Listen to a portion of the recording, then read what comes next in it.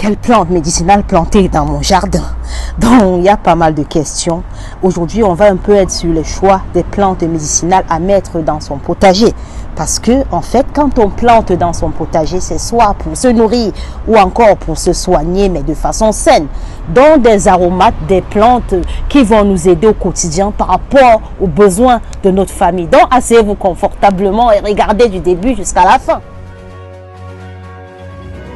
Pour ceux qui ne connaissent pas encore, je suis votre nutritionniste qui vient en France et qui reçoit ce rendez-vous ici en région parisienne. Donc, c'est spécialiste en régime de santé et en rééducation alimentaire.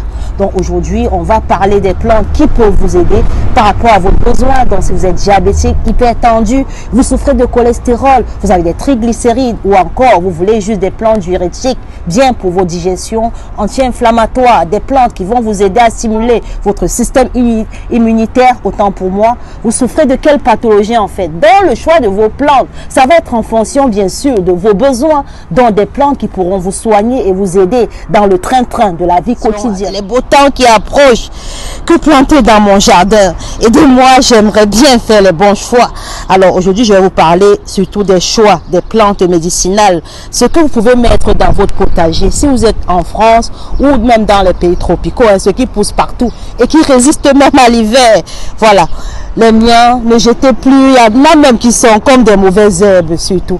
Là, je vous montre là vite fait ce que j'avais mis l'année dernière. Vous avez des plantes si vous remarquez bien. Mais je vais vous parler d'une plante assez particulière parce que moi je mets des plantes mais surtout par rapport aux besoins de ma famille. Donc faites autant.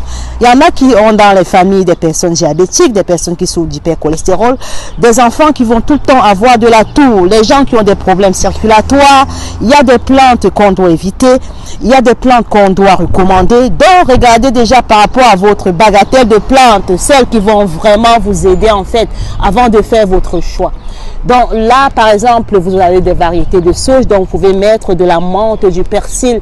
Bon, là surtout je vais vous parler d'une plante assez particulière, Borago officinalis. Voilà, c'est une plante qui va vous aider si vous avez des enfants ou pas, si vous êtes diabétique ou pas.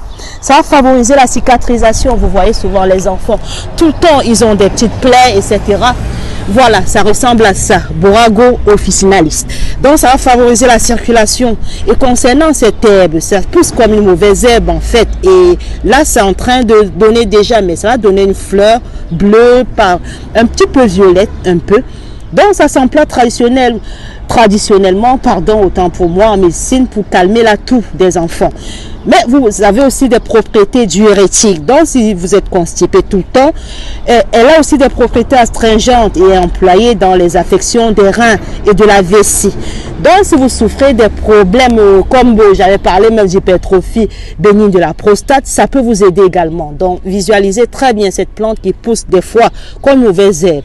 Elle sera préventive de toutes les maladies de la prostate, donc va empêcher l'hypertrophie de s'installer. Dans la sénescence, il y a pas mal de bienfaits aussi par rapport à la sénescence, même la peau qui devient mature, la peau qui ternit, la peau du corps et du visage, la peau qui sèche, la peau mature. Donc ça va vous aider, ça s'applique très bien aussi sur la peau. Donc voilà la fleur qui va bientôt s'ouvrir et je reviendrai filmer pour bien vous montrer. Tout est consommable, vous pouvez consommer en salade, donc ça a un goût un petit peu acidulé. Vous pouvez même juste couper et en faire des infusions.